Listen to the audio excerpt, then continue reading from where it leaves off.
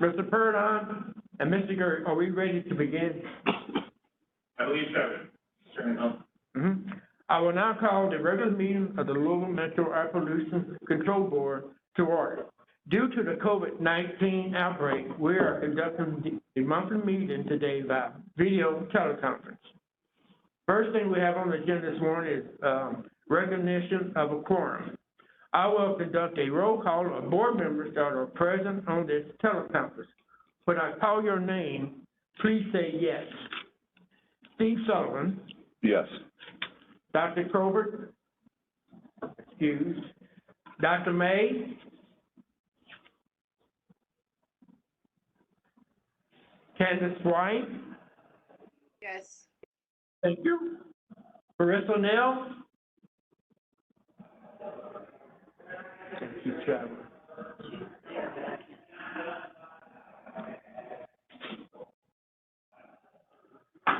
Dr. Daniel Gersh. Is he in? And is Dr. May? Dr. May is not here, and attendees or participants list. How many we have? Present? We'll need, Ms. Neal to put on her camera so we can have a forum.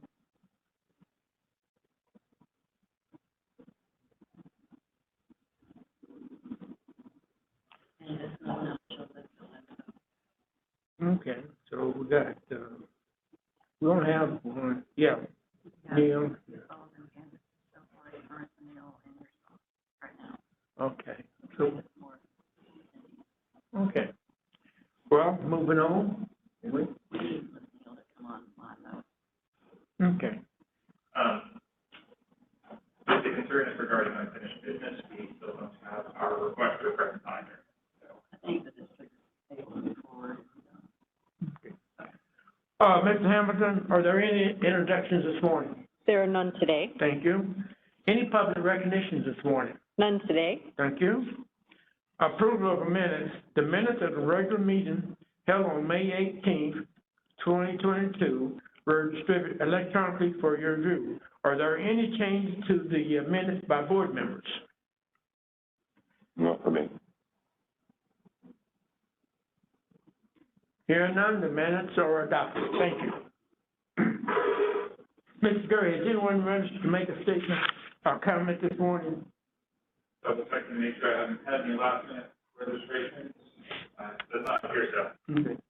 Has anyone provided written comments this morning? No, Chairman, no. Thank you. Are there any members in the public in the Edison room that wish to make a comment? If so, please raise your hand.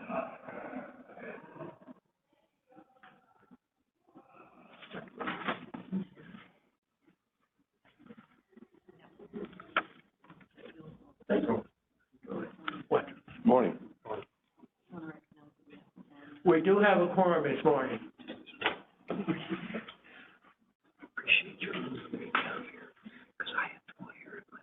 Are there any other members of the public that wish to make a brief comment on this teleconference this morning? Please raise your hand by teleconference and you will be called on. This is a feature you can find on the phone on the participants list or by pressing *3 if joining by phone, and you will be called upon.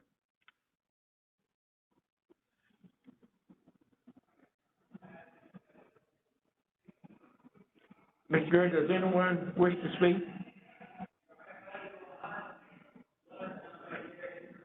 Check the participants list. I do not see any raised hands, Chairman, no. Thank you very much. Dr. May?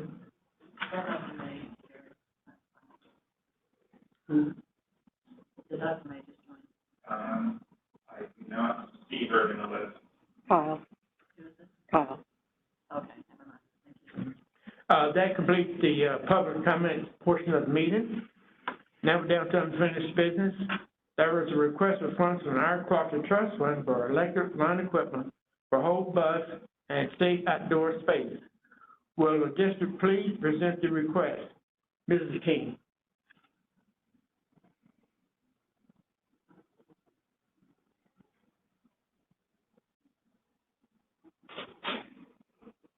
The district has recommended, I think he's trying to figure out. There she is. okay. When I hope to present Stachel Bussey, who is the director of the Hope Bus organization here in Louisville, to present some background information on their organization and the specifics of the equipment request. Obviously, I'm not there in person, so is Stachel there with you all or on the line? She did not appear on the line. She is not here in person. So, My understanding was that she was trying to make it there today, and if it's possible, if the board would like to table this agenda item to later in the meeting, we might be able to have Stachel present this request herself. Certainly would be a better source of information on the organization and what they do here in Louisville than I would. But if we get to that point of the agenda and she's not here, I'm happy to present this request. Well, thank you, Ms. King. I think we can do that appropriately. If you want to wait. I think we can wait until the end of the meeting because this was scheduled for last month, so we want to try to hurry and get this thing resolved. So, My understanding is if she does not show, he can make the. yeah, and we would go with your recommendation, Mrs. King, that you can make the presentation and the request for funds. And I would add that they were here 2 meetings ago and provided some background They did. in depth of the organization as well. So we will table this until the end of the meeting. Thank you. Excellent. Thank you. Good timing. Good timing. Well, All right. You're on. you're on. Excellent. Welcome, Stachel.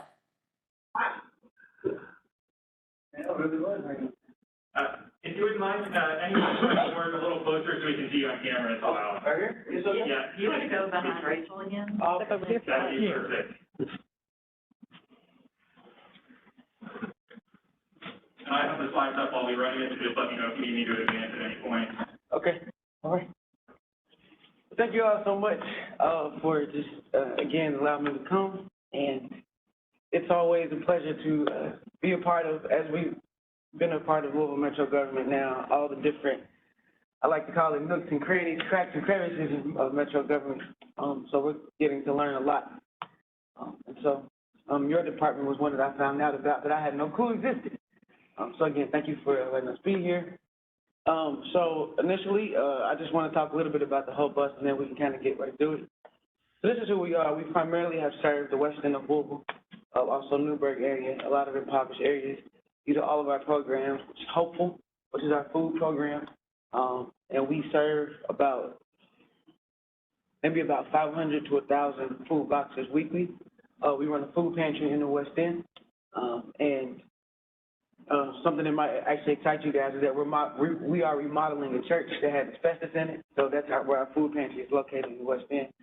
And so we do food. We do a program called Hope First, which is basically mutual aid for people if you have like a flat tire or some of the things that you can't go get help for, or if you was going to the neighborhood place or something like that. And so we help people, and that's our Hope First. Hope Heals is our program that we started. We initially focused on trauma and grief, of course, the violence in the West End, a lot of violence in our community now. So we work with about 10 Black therapists, and they were seeing different people in the community. We offer families 500 hours of free therapy over the course of a year. And so mental health and physical health, and we actually led a class along with the CORE. I don't know if you guys heard about CORE. So we were part of that initial grant where we have done since last June. It ended this month. We've done basically training, and training is teaching people how to use Narcan, how to treat gun wounds, how to have trauma response, how to do de-escalation. So we've done that for a year. We've taught one class one Saturday a month for the last year. Hope Reimagine is the fun part of what we do. It's our bus, and we kind of turn it into wherever and take it wherever. We go to Park Hill. Sometimes it's been a winter wonderland. It has Santa on it. Sometimes it has the Easter Bunny on it. It just depends on what the community wants. And then today, of course, in partnership with Louisville Metro government, we have the Hope Village.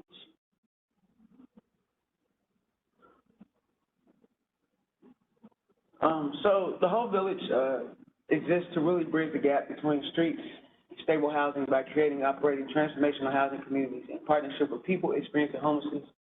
It's no secret that our city is experiencing homelessness, and our work has really been in depth with the houseless community for the last 2 years. We have cool partners, and we've met different people who've done this work. So when we had the opportunity to write the proposal in September, I always like to joke and tell people, I was like, no, I'm not doing it. And at the last minute, we spent 27 hours writing that proposal. So you can imagine by that Saturday, I was asleep for the next 24. And so one of the things that, I don't know if it was particularly on this, but our whole goal as with the Hope Us is we do not believe in toxic charity. Even what we are doing right now at the Hope Village, we do not believe in just giving. That's not the way that we believe community works. We believe community works by, it has to be a solidarity. It has to be an exchange. I'm in here today. Right now, you may be learning something from me, but I might get a lawnmower from you. And so we believe that community, the way that it all works, the way that we bridge the gap, is that we have to work alongside people who are actually experiencing the things that we are trying to prevent.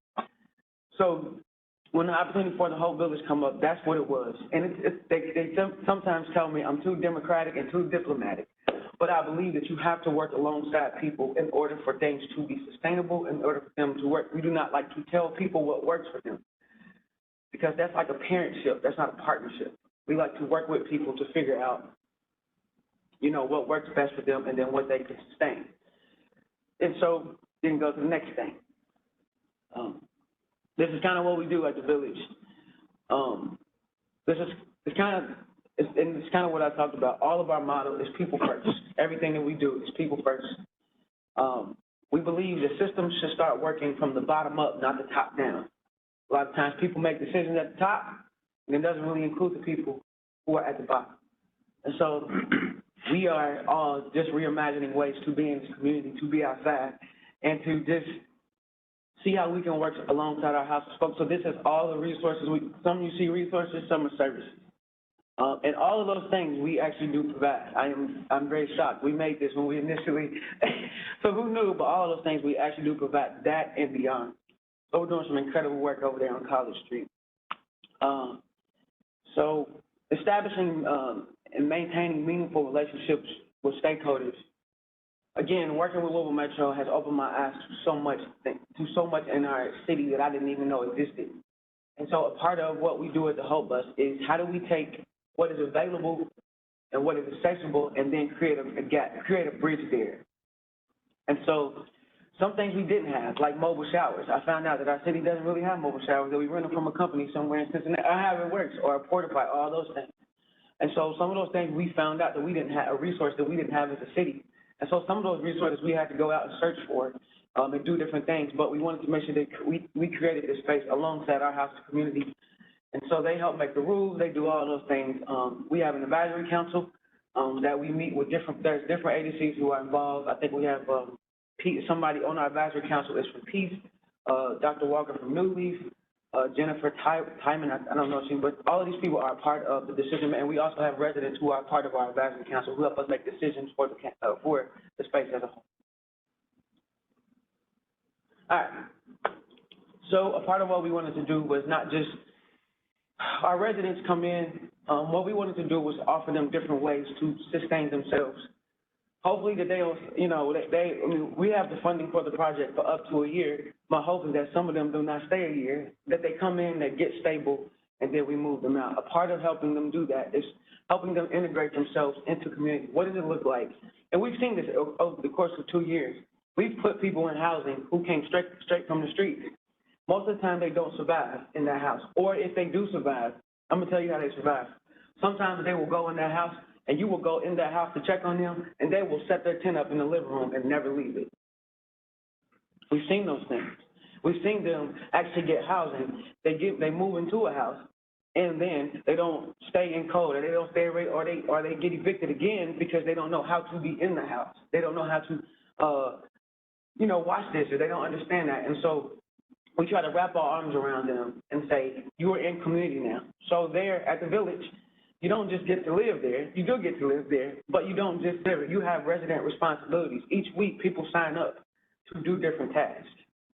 Initially, what we wanted to do was kind of stipend our residents for doing those different tasks, creating 15 jobs, basically, for our residents to be able to take care of the village. So they clean the showers, they do the trash, they do all these things which they decided that they wanted to do as a part of this community. They take care of each other. Some of them, it's kind of funny, but I think it's the story that we tell. Some of them do have benefits, and some of them just get their benefits. So some of them who have, like, SNAP benefits that say, you know what, I want to buy the milk this week. But that's how we're operating in the community. And so a part of what we wanted to do with them was some of them have been getting jobs. We working with the Goodwill. The Goodwill has been very, very instrumental in how we've got some people jobs. So right now, about 10 people have consistent jobs.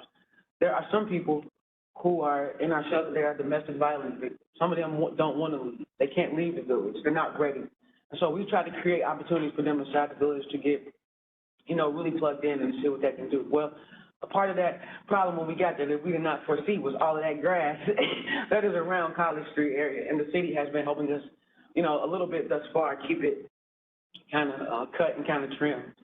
And so what we wanted to do was see how we could get our own lawnmowers and our own systems to see how we can help and let the residents be the ones who take care of the grass. I get to teach them, of course, because I like to cut grass. But we wanted to kind of take care of our own space. But again, some of them will leave and get housing. Some of them will leave and be in other places, right? We want to be able to say, here's another skill you have to be able to go in your housing and sustain. So we're here today asking for a few different things with the help of all those people who helped put this presentation together. So when Whole Village opened in April and the residents are currently living on site, immediately upon approval, Whole Bus will work with APCD to order the equipment funded under this request, taking delivery at the earliest possible date available from the vendor.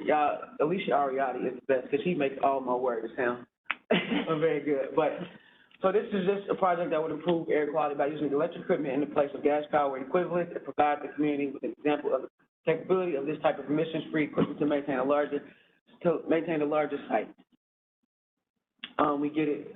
It's hot, right? It's hot over there right now. We do not need to be polluting the area more over there with gas and all these other things that we're trying to do to run. We have just, we've adapted and we've done different things to make sure that we're not just taking care of trash, but we also like recycle and we do different things to really see how we can be green and lean is what I like to call it. And so part of what we wanted to do was make sure that we had the equipment to sustain the space, to keep it clean, but to also do it in a way that does not pollute the air any more than it already is. And you can imagine what it smells like about the 7th day on the porta potty when it's time for it to be empty. So we also will put those smells in the air. And so you want to go to the next slide? It may or may not be another one. So part of Whole Village contract with the residents that they take care of the village. One of the tasks the residents take on is cutting the grass, keeping the area clean. A donation from the APCD will ensure that residents can do this work efficiently while also not polluting the air directly next to their residence.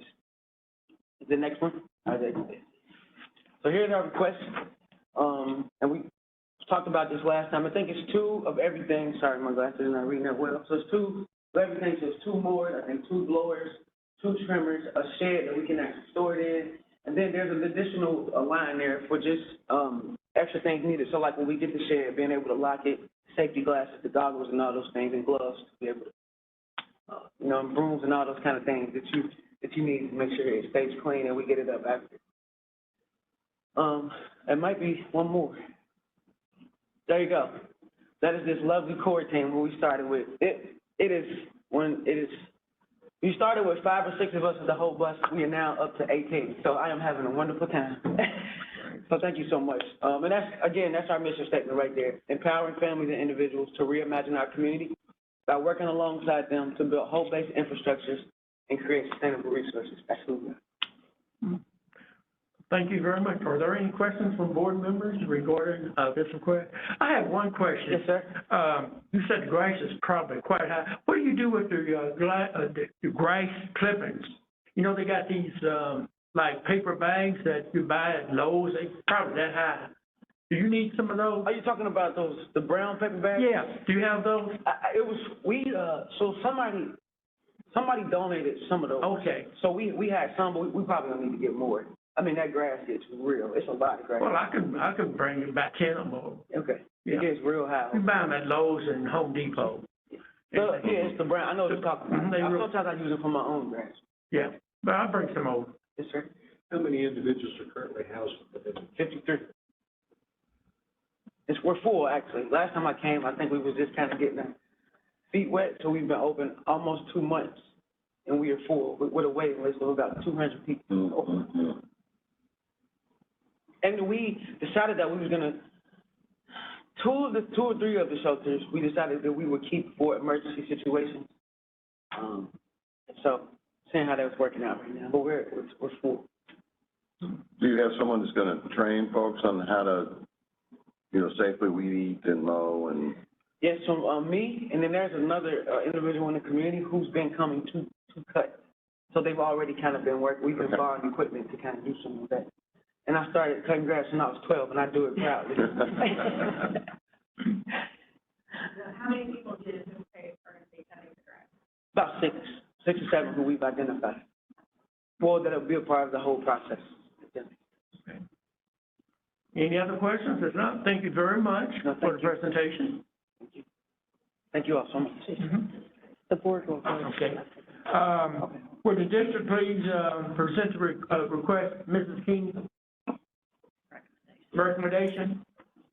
Oh, yep, thank you. Sorry, I was getting myself off mute there. So the district's recommendation is that the board approves up to $3,000 for the equipment list that was presented. That's 2 mowers, 2 trimmers, 2 blower vacs, a storage shed, and additional supplies as needed for safety and security of the equipment. Okay. Thank you very much. Is there a motion to provide funds up to $3,000 for this project? So moved. Second? A second. Okay. Any discussion regarding, the recommendation for funds? No questions? Well, when would the equipment be available? Really quickly? Right, yes. This is the perfect season for making an order because this equipment is typically in stock, so we wouldn't anticipate much of a delay at all. It's probably available in stores for us to pick up upon purchase. Thank you. Mm-hmm. Any other, questions? And I have one more Yes. thing. I also want to add that we don't just take care of our area, we take care of all the area around college. Oh, okay. Thank you. I will now, take a roll call for vote. Please unmute your mic and say yes. If you wish to provide funds up to $3,000 from the Air Quality Trust Fund for electric line equipment for a Hope bus and safe outdoor space, and no, if you do not, Steve Sullivan. Yes. Thank you. Dr. Coburn, he's not here. Dr. May? Okay. Candace White? Yes. Thank you. Russell Neal? Yes. Thank you. And Dr. Daniel Gersh? Yes. Thank you.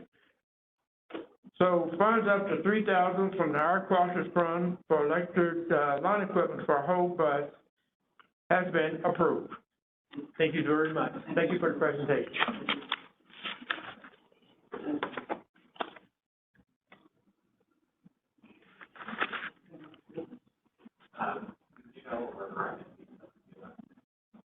Thank you all. Thank you. Thank you. Take care. No problem. It's my shift. New business, there is no new, committee reports. No committees met in the last month. And we at the director's report, we are at the director's report, Mrs. Hamilton. Well, thank you, Chairman Hilton, and good morning, board members. For those of you who are not here in the Edison room with us, it's really, really cold in here today. So come on down. Yeah, quite cool.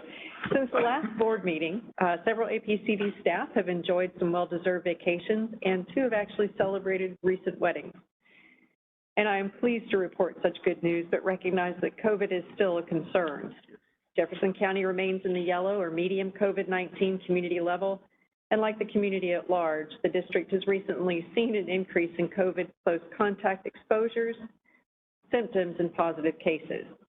We're working through it and look forward to seeing our own numbers return to green. District staff are again joining today's meeting virtually to be sure we have plenty of room here for social distancing, and we do, and to allow staff to continue teleworking a couple of days each week.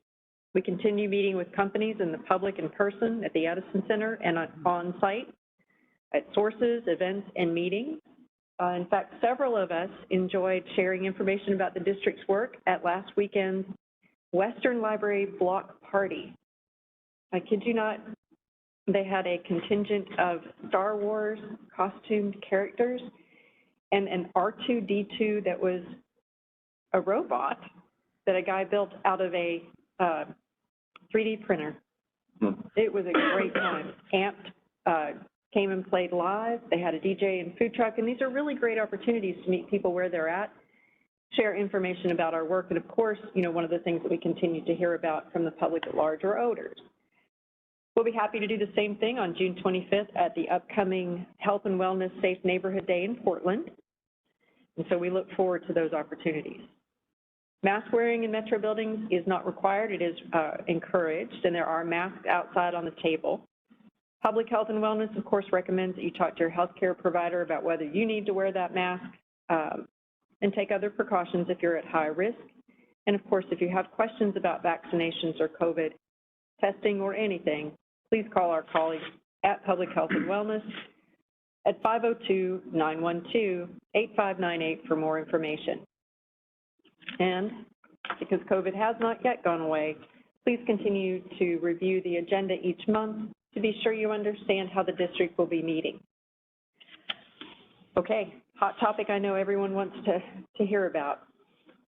On June 9th, Governor Beshear requested a temporary waiver from US EPA for the reformulated gas or RFG requirements here in Jefferson County and in portions of Bullitt and Oldham County. As background, Louisville has historically been challenged to reduce the amount of nitrogen oxides, or NOx, and volatile organic compounds that form ozone, a harmful pollutant in our air. Of course, ozone isn't directly emitted. It's formed from those 2 precursors, NOx and VOC, in the presence of summer sunshine, and it essentially cooks in that summer heat. NOx and VOCs are emitted from industrial facilities, power plants, for example, but also cars, gasoline stations, and processes that use chemical solvents. Louisville's hot summer weather and location in a river valley exacerbate the ozone problem, and climate change is a factor too. RFG is blended to burn more cleanly than conventional gas. It's used in Louisville to help reduce both ground level ozone and air toxics. In 1995, Kentucky voluntarily opted into the RFG program to help reduce ozone. Louisville, along with those parts of Bullitt and Oldham counties, rely on RFG as a part of the plan required for maintaining the 1997 National Ambient Air Quality Standard for 8-hour ozone. As such, it's currently a required control measure under the Federal Clean Air Act.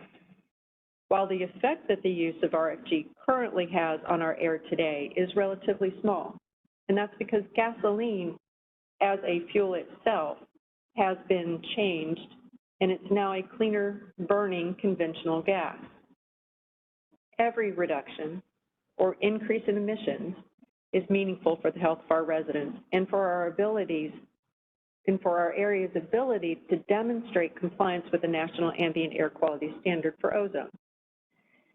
Which brings us to the waiver. Under the Clean Air Act, the use of RFG may be temporarily waived if US EPA, after consultation with and concurrence by the Secretary of Energy, determined that an emergency, something that couldn't reasonably have been foreseen, prevented, or planned for, is actually taking place, and that a waiver is required to meet projected temporary shortfalls. EPA has approved such waivers in the past. For example, we see those around this time of year when hurricanes impact our southern refineries. They've also recently reauthorized the temporary emergency fuel waiver that was issued earlier this spring to allow E15 gasoline, and that's gasoline that uses a 15% ethanol blend, to be sold temporarily during the summer driving season throughout the U.S. in order to increase fuel supplies and reduce costs due to the ongoing war in Ukraine. In this case, the governor explained in his request that Kentucky relies on the Marathon Petroleum Corporation's refinery in Catlettsburg, Kentucky, for shipments of RFG to the Louisville area by barge. And they also receive it by pipeline through the Robinson pipeline sourced from Marathon's Robinson refinery in southeastern Illinois. Problematically, the Louisville area is reportedly experiencing petroleum fuel supply congestion that negatively affects petroleum fuel supply in the RFG-covered areas, due in part to construction work on the main lock at the Greenup Lock on the Ohio River. This work began May 1st, and it's going to continue through June 29th. It's causing a 20-hour backup of barges because they have to use a smaller auxiliary lock at this time. It's our understanding that US EPA is continuing to evaluate the request. Are there any questions about that? I just have one question. A lot of the states are suspending the state gasoline tax. What is Governor Beshear doing about that? Well, that's a great question. And in fact, this morning as I was preparing for the meeting, as I have for the past couple of days, AAA has a great website where you can look at the state average gasoline, and it's changed by day, Okay. as well as metro area gas prices. There's also a website that will tell you the amount of gas tax paid in each state. Okay. There's a federal gas tax too, but it's paid by everybody, so I'm not including it here. Okay. This Thank you. morning, AAA reports that the gas price average for Kentucky is $4.78, and that's statewide. The Louisville area, where we use RFG, is currently $4.93 on average. So that's about 20 cents, almost 20 cents more. Covington, which uses conventional gas, is $4.97. In Ohio, their state average is $5.03. The Cincinnati metro area is $5.08. Their gas taxes are 14 cents higher than Kentucky's 25-cent gas tax. So adjusting for a gallon. So adjusting for the difference in comparing gas tax to gas tax, the Cincinnati metro area conventional gas price this morning is $4.94. In Indiana, because they are also part of our metropolitan statistical area, the Indiana state average is $5.20. The Clarksville, or Clark County, which again is part of our metropolitan statistical area and within our non-attainment area, they use a blend of gas called Reed Vapor Pressure Gas, or RVP. It's been waived for this summer. Gas prices in Clark County are $5.15. Correcting for the difference in gas tax, their gas cost per gallon is $5.08. So there are a lot of forces at play here. It's our understanding from US EPA that the cost to produce RFG is about a 6 cent per gallon increase, but there are transportation costs that are then added on. And of course, there are market pressures. Supply and demand still factors into gas pricing. So this is where we stand this morning. Again, if EPA determines that there is an emergency that warrants the waiver, I'm sure everyone will know about that. The news stories have been covering this quite wildly. Well, I just hope Governor Beshear keeps his word, but he tells everybody it's going to be at least 20 cents cheaper. So we shall see on that.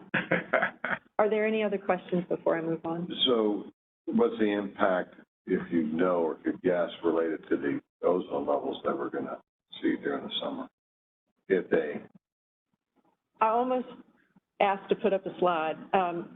When we talk about ozone formation, we put out kind of an equation that says Right. NOx plus VOC plus sunshine equals ozone, as if it were a linear reaction. You may recall, many of you, that ozone formation is really a chemical equation that, honest to Pete, looks like a bowl of spaghetti. There are a vast number of factors that go into ozone formation, including things like the impact of humidity, which will scrub ozone, and other times when atmospheric conditions or the mix of VOCs or NOx will either reduce ozone or increase it. We control only the NOx and VOCs from stationary sources. RFG is our sole control measure. APCD and even the only authority to seek a waiver is given to the governor. So we don't even have the ability to seek a waiver. How it would impact or be viewed once our area is in attainment, I'll tell you right now that that's our goal, is to complete our redesignation request and have the area redesignated as attainment, and then reevaluate the impact we get from RFG in light of other reductions that are planned from other NOx sources. And those will be coming out in the next 2 to 4 years. So I have a comment, not a question. It seems as if to me that for the 2% you might save on the gas price, which is what you said, that it's hardly worth worrying about this whole waiver. Maybe it's 3% and other costs. well, there have been a couple of news stories where folks have asserted that the cost for RFG is the difference between gas at the state average, for example, and what we pay in Louisville. So that whole 20% or 20-cent difference is associated with RFG. And a few weeks ago, there's another source of really good gas price information called Gas Buddy. It's an online service, and you can look easily to see local costs throughout the U.S., but they asserted that the cost difference between RFG and conventional gas was 45 cents. And of course, this morning, the data that AAA has doesn't support that. It's hard to tease out that market-driven cost increase. well, you see gas in some places in Louisville that is cheaper. The Costco, as an example, is cheaper. So there are obviously big market factors in play that have nothing to do with RFGs. Yeah, it's complex. Ozone formation is complex, and that's what I'm going to move into now if we're ready. Yeah. So, as we discussed last month, the district has been preparing a request for redesignation that demonstrates compliance with the National Ambient Air Quality Standard for ozone. The Louisville area has attained that National Ambient Air Quality Standard based on more recent 2019 to 2021 air monitoring data. We've satisfied all the required state implementation plan elements for a marginal non-attainment area, and we have shared a draft of our request with our colleagues at the Kentucky Division for Air Quality, who are preparing a similar request for Northern Kentucky, and also in consultation with US EPA. We do expect to publish a draft for public comment in the next few weeks. And we'll let the board know when we are going out for that specifically, so you're aware of it.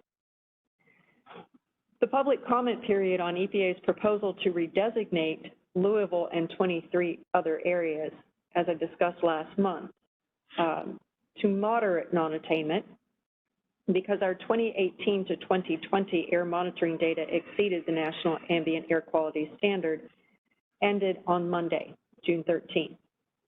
Areas that are reclassified to moderate face more protective Clean Air Act requirements, including stricter permitting requirements, which would be in place in 2023, implementation of a basic vehicle inspection and maintenance or VET program within 4 years, and submission of a new plan demonstrating how the area will attain the standard by a new compliance deadline of August 3rd, 2024. Our request for redesignation, once approved by EPA, will relieve us of any further planning and control requirements for moderate non-attainment areas, including the vet. Where we are right now, given how long it may take EPA to approve our request, which they have indicated they will review it and put it out for public comment at the federal level as expeditiously as possible, is still going to require us to begin planning for implementing those stricter standards next year. So we will begin that work, and we'll likely see that move into the board's fall work as well. Any questions about that? No. No. Okay. In the meantime, it is ozone season, and as you'll see in the air quality report, we had our first exceedance of the 8-hour standard for ozone on June 4th, when the monitor at Cannons Lane hit 71.7 parts per billion. The National Ambient Air Quality Standard for ozone is measured as an 8-hour average. An ozone exceedance occurs, though, when the highest 8-hour average for 8 days is greater than the max of 70 parts per billion. So you see how we got that June 4th exceedance. Attainment of the standard, which is different, is based at an individual monitor, and it's achieved when the 3-year average of the annual 4th highest daily maximum 8-hour average ozone concentration is less than 71 parts per billion at a single monitor. So right now we have 1 at Cannons Lane. We can have 4, and if they push us over 71 parts per billion, we've exceeded the attainment standard. So we called an air quality alert yesterday because our forecasting indicated that we might exceed the standard that we have deemed safe for sensitive groups. We did not. We've also called an air quality alert for today. Like the weather, air quality conditions can be forecast. The district works with the Indiana Department of Environmental Management to forecast levels of ground level ozone and fine particle pollution in Louisville and southern Indiana. The forecast is generated using meteorological expertise and computer models, as well as local air monitoring and meteorological data. The goal of forecasting air quality is to let the public, particularly those in sensitive populations, know in advance what the air quality is going to be like so they can plan their day accordingly. Exercise in the morning, wait until later in the evening. You can find our daily forecast on EPA's Air Now on our own webpage, as well as on our Twitter and Facebook pages. That air quality alert is also so that people who operate sources of NOx or VOC, that includes stationary sources, those of us who drive cars and mow also, can take action to reduce those emissions by participating in the district's Air Quality Action Partnership Program, carpooling, working from home, riding the bus, fueling their car in the evening, or not mowing the lawn at all on air quality alert days. So you have a free pass there. Are there any questions about air quality alerts, the AQI, how we do our forecasting, or our current status with ozone? No. All right. Get the page straight here. Okay. There are other ozone regulatory issues going on. I want to remind the board that EPA will be taking public comment on its proposed federal implementation plan, or FIP, to address interstate transport pollution under the Good Neighbor provision of the Clean Air Act and reduce ozone-forming NOx emissions from being transported by wind across state lines, often over long distances, to downwind areas that are in turn impacted by that pollution. You may remember from the April board meeting that we discussed the difference between a SIP, where EPA sets a standard, and state and local agencies develop the plan, the state implementation plan, to meet that standard, and a FIP, where EPA rejects a state plan and develops its own federal implementation plan. The FIP proposes NOx reductions from coal and natural gas-fired power plants in 25 states, and also adds in certain new industrial sources, including cement kilns and reciprocating engines used in natural gas transmission pipelines in 23 of those states. The 2015 Ozone NAAQS Good Neighbor requirement is a national initiative of importance, and here's why. EPA estimates that its proposal would reduce ozone-forming NOx emissions from the 26 significantly contributing upwind states by approximately 94,000 tons during the 2026 ozone season, compared to a business-as-usual scenario. About half those emission reductions would come from fossil fuel-fired power plants, reducing their ozone season NOx emissions by 29% from pre-proposal levels. The additional 47,000 tons of NOx would come from the other industrial sources covered by the proposal, and this represents a 15% reductions from those pre-proposal levels. These reductions will improve air quality in dozens of areas, and that includes ours. You know, I'm afraid that air pollution just doesn't abide by jurisdictional boundaries, and EPA has estimated that about 30% of the NOx within our airshed comes from outside of our airshed. APCD, of course, does not have authority to regulate those sources, and so we look to our partners, both at US EPA and at the Kentucky Division for Air Quality, to help regulate those sources that help us meet those national ambient air quality standards. This proposal also is a bit of a multi-pollutant proposal in that it would also reduce other harmful pollutants from these sources. In 2026 alone, EPA estimates that the proposal would reduce sulfur dioxide emissions by about 106,000 tons and fine particle emissions by 9,000 tons and carbon dioxide emissions by 40 million metric tons. So it is not just for state and local agencies to comment on the federal implementation plan or for those sources that are regulated, but this is also an opportunity for the community to share their thoughts on this plan with US EPA. The public comment period is open until June 21st, and if anyone has questions about how to comment on the FIP, please give me a call and I'll share those links with you. Are there any questions on that? Okay. I'm happy to report that budget planning and budget hearings are all done for the district and for Metro government at large.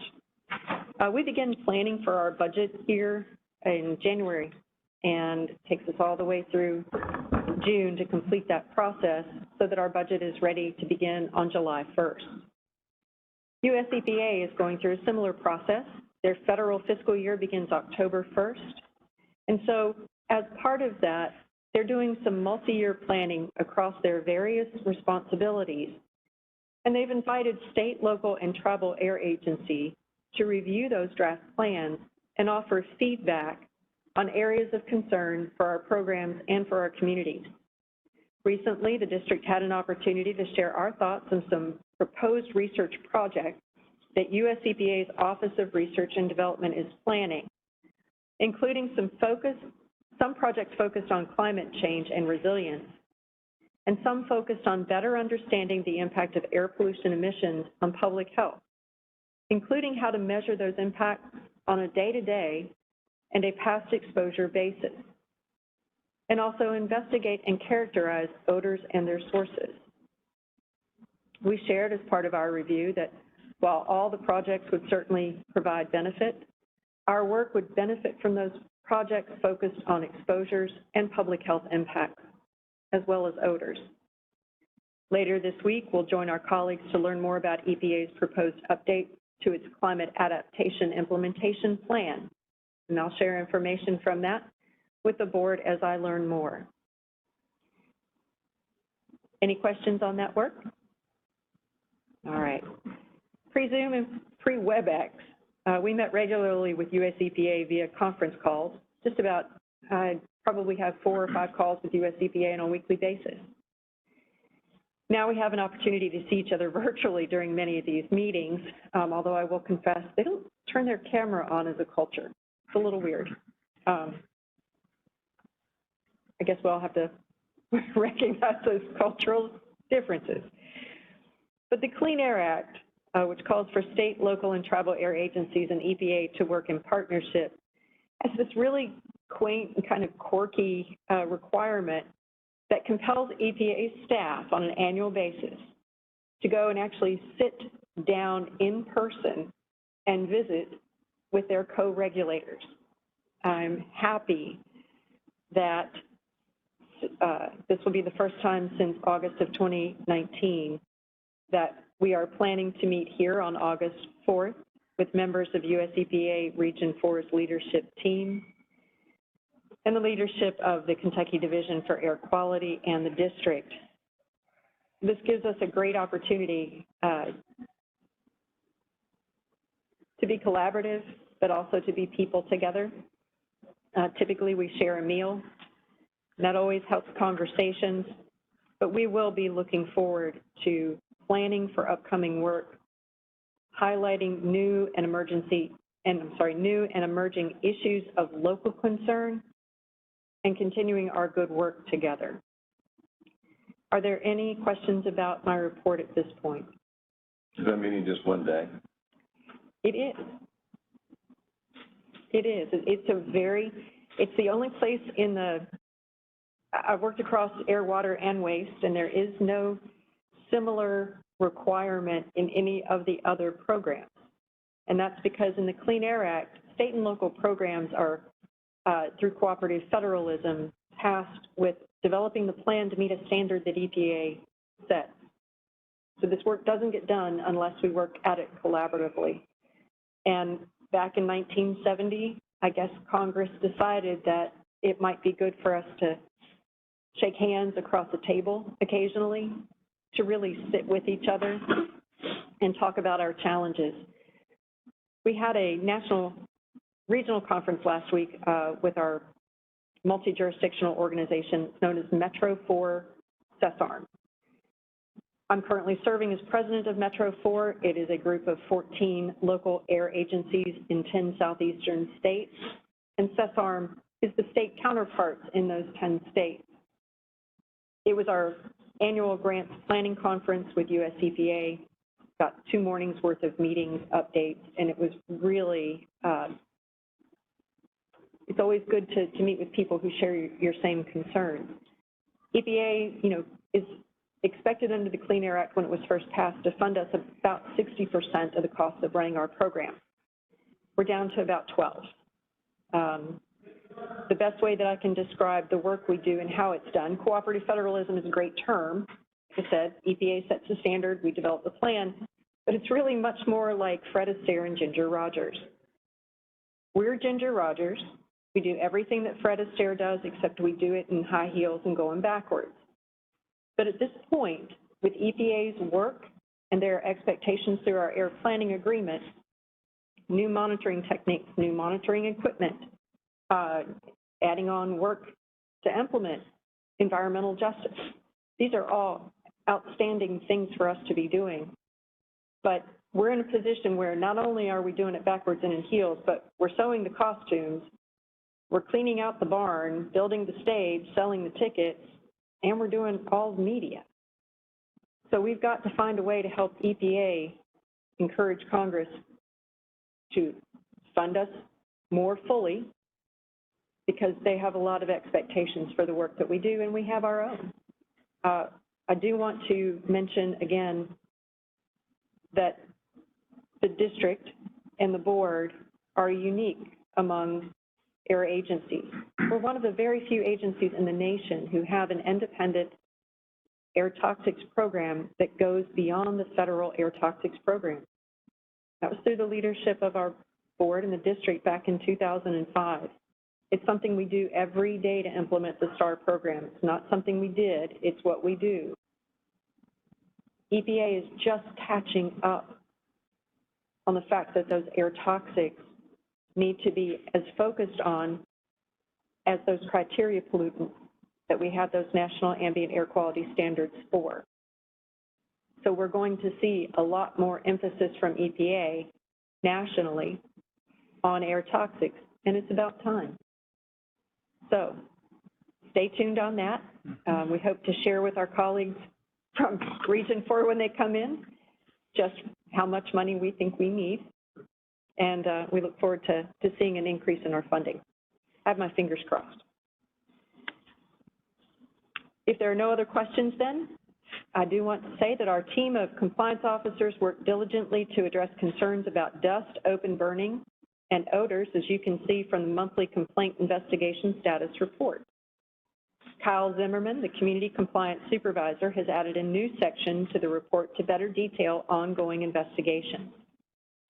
This morning, Kyle and Ben Jacobs, the district's Data Analysis Coordinator, are going to share a presentation on the expanded complaint investigation status report and the district's newly released dashboard that visualizes past odor service requests performed by the district. If there are no other questions, Kyle and Ben, if you're ready. I'm ready. So this is going to be a presentation about community compliance tools and updates on them. My name is Kyle Zimmerman. As Rachel mentioned, I'm the Community Compliance Supervisor. I'm the one responsible for putting together the community complaint investigation status report each month. Next slide, please. So I've added a new section called the ongoing investigation section.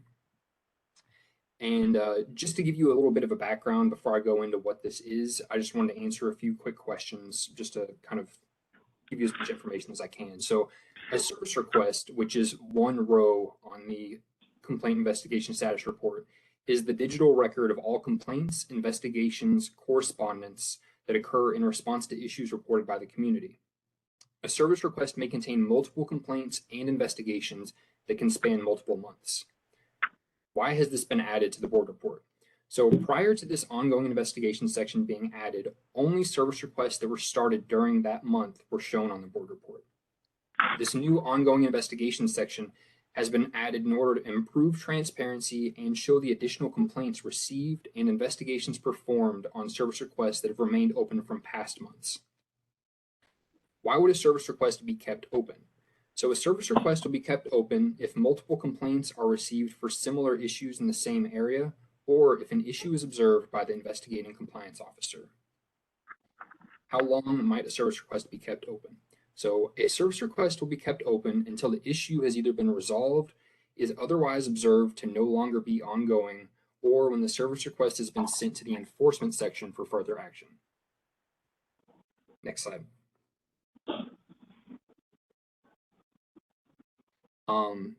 So here's a picture. On the left is the board report as you've seen.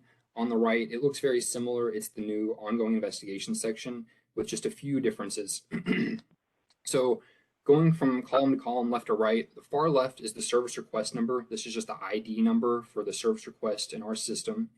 The second column is the type of complaint. As Rachel mentioned, it's either going to be an odor complaint, dust, or open burning. The third is the date that the service request was started. So this is going to be the date that the first complaint came in that started this service request. The fourth column is going to be the area or facility that's being investigated. The fifth column is going to be the number of complaints that came in during that month, the month that's being reviewed. If multiple complaints came in on the same day, there will be a number for the total number of complaints in parentheses next to that date.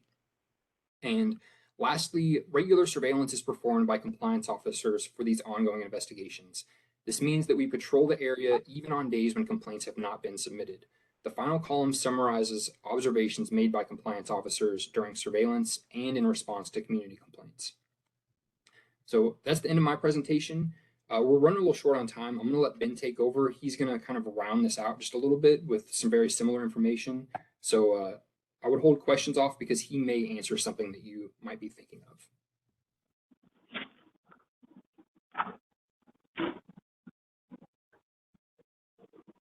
Is my mic working here? Okay, sorry. I'm Ben Jacobs. I'm the Data Analysis Coordinator here at the APCD. We've recently completed production of our odor service request dashboard, which is a resource for internal and public use to help people track where and how many service requests have been submitted, or odor service requests specifically, have been submitted around the city. And so before I showcase the actual dashboard, I want to talk a little bit about some challenges we face, solutions, and the resulting considerations you should have when you're viewing our dashboard. Kyle spoke a little bit about the difference between an odor service request and an actual individual odor report or a complaint. Since the service requests can be representative of multiple complaints, if they've been reported in the same area or after the same event, at a facility that's being reported repeatedly, things like that, our dashboard may not show all of the individual odor reports. It shows all of the service requests in our system. And then because of how we have to export the data out of our Acela workflow software, in instances where multiple reports fall under the same service request, only that initial service request will show on our dashboard. Another challenge we faced is, as you can imagine, location data varies pretty widely based on who's reporting. Sometimes we'll get a really exact location of where an odor is occurring. Sometimes we'll just get a neighborhood or a zip code. So our solution to that was to process all of the complaints in batches according to what we're calling location resolution. Basically just processing all of our service requests differently depending on how accurate we can get their positions on a map. And then we label each entry on the dashboard according to their location resolution so that you know while you're viewing it how confident you can be in the position you're seeing on the map. Another consideration we had was that a lot of these reports have personally identifiable information for residents, whether that be for the actual reporter or for their neighbor or someone they suspect is the source of an odor.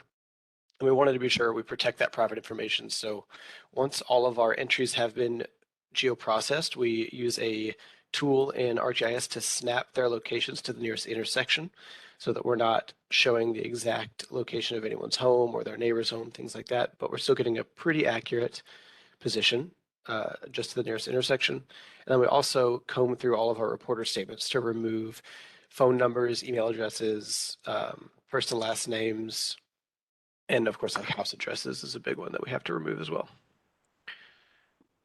And then finally, because of the extensive post-processing and geoprocessing involved in all of our process, we cannot make the updates to this dashboard automatic. We can't link the dashboard to our Acela system to just update as service requests come in. So we're doing planned quarterly updates. We're actually due for our first quarterly update right now, which I'm in the process of doing. We're pretty close to that. And that first update will actually have a little more than the first quarter. It'll have January to May of this year. So to access our dashboard, there's a couple of places you can go. The homepage of the APCD website has a link here in this other air pollution updates and resources. I think this link may be temporary for now since it's a pretty new resource. It's right there on the front page, but a permanent home for it is in this air quality reports, dashboards, and data section of our website, which takes you to another page where you can scroll, and it's actually embedded in this web page, or you can follow a link. And the link will take you here to our actual dashboard. So this, when you follow the link, when you access the dashboard, this is where you're taken. This is the home page. It's got some basic information about where the data in the dashboard comes from and how to use it. It also explains our location resolution categorizations. So if it's your first time using, this is definitely a helpful page to see. But for now, we'll move on. So if you want to see our map and our tools, you just click this View Service Request link in the top right. And it takes you to our main data page. So we'll let it load here for a second. But as you can see, we've got a few different visuals available. We've got some graphs, some informational cards summarizing our data, and our map, which is our main feature. You can pop the map out with this link in the top right. Sorry, it's taking a second to load. So this is all of our service requests. So once you're in this map view, you can zoom in, scroll around, and you can hover over any given SR to get a basic set of information. So it's position, the date it was submitted, the actual statement submitted by the reporter, as well as the initial inspection result and its current status. And we include the service request number as well, so that you can refer back to the table on the main page. So to get back, we can click our back to report. And you can see now we've got a couple graphs that categorize our data by month as well as by zip code. These graphs are actually functional filters as well. So if you just want to click into a bar, now everything on the dashboard is filtered down to June of both 2020 and 2021. Right now, the full scope of our data set is the full set, sorry, all 12 months of both of those years. Obviously, as we do quarterly updates, this timeframe will get bigger. So if you're looking at both years and you click into June or any other month, you're getting June of both years. You can also use these graphs to do a compound filter. So you can control click multiple months and it'll give you, just the summer months of both years. And you can clear your filters with the reset button or just by clicking something you've already filtered. The zip codes work the same way. And you can see our map is reacting live as we're filtering as well. We've got some other filters available here at the top. You can narrow down by status or resolution, so you just want to see the entries that are in progress. So in our full data set here, there are 67 entries that are currently in progress, and this is them on the map. And the zip code works the same as our zip filter in the graph, but it does make it a little easier to select multiple at a time without having to control click or to reselect all if you have a filter active. If you want to narrow down to just 1 year, you can click on our date range here and change your end date, things like that. And anything that you change up in these filters, you can just reset to their default state with this reset filters button. So we were able to map 767 of the service requests from these 2 years, but inevitably there will be some entries that don't provide any location information at all. Those we've shown here, there are 41 in the full data set currently that couldn't be mapped. But if you still want to see the information related to those, you can click this link here and it brings you to a separate page just with a table showing all of that information. The reporter statements, the same kind of things you can see in the other table. You can filter this page independently, or it will maintain your filters from the first page if you've already set some. So we can get back using this button here. And then finally, I just wanted to show off our table down here. This is kind of a one-stop for all of the more detailed information you're not seeing when you hover over the map. It's got the address, street, and zip codes of the service requests, the dates that are submitted in reporter statements, just like you might see when you hover. But you can also see some more detailed information, the facility if we have it, that location resolution designation that we talked about is available in this table, so you can understand exactly how confident you can be in a given position, as well as that reference number that we saw earlier in the map. And the table actually works the same way as all the other filters. So if you wanted to click into any entry, it'll take you to it on the map. And so you can kind of see, if you find something concerning or interesting in the reporter statement field, you can click it and you can see exactly where it occurred on our map. If you want to refer back to our home page, that's accessible here just with the home button.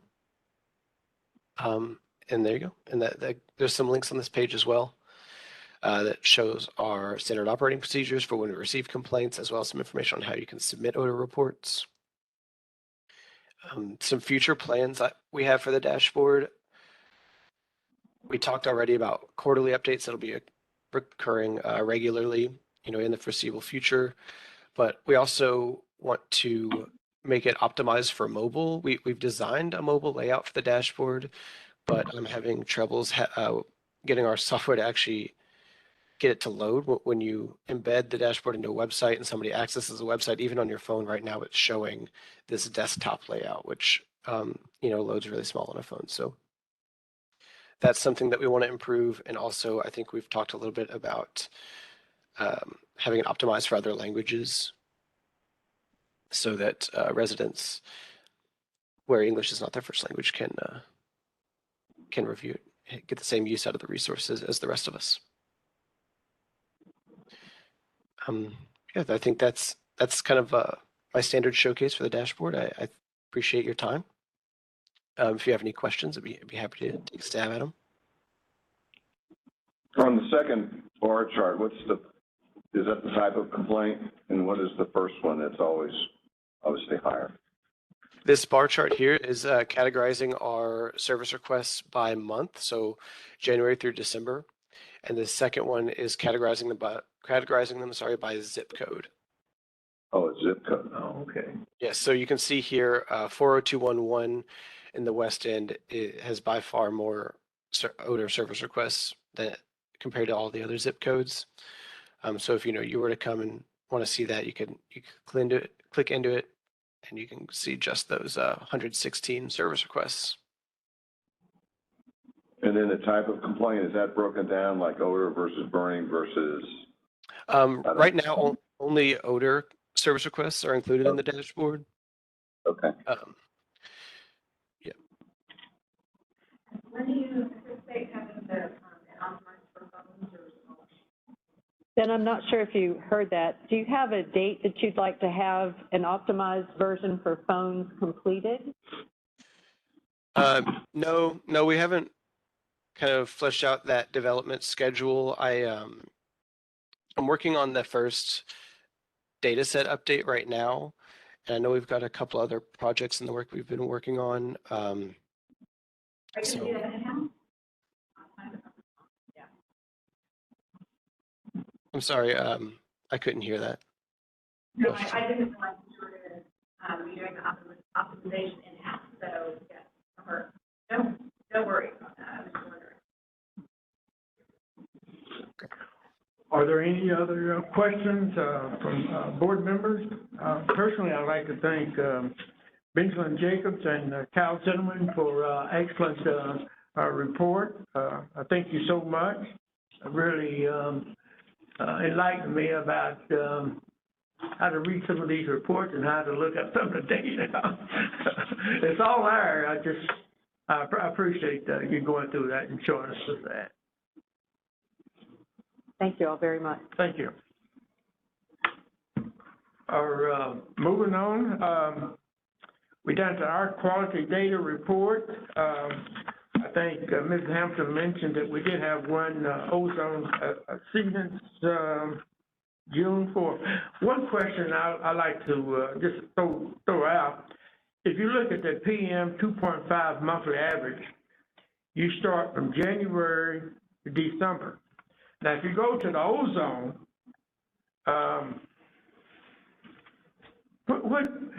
what are you going to stop reporting as?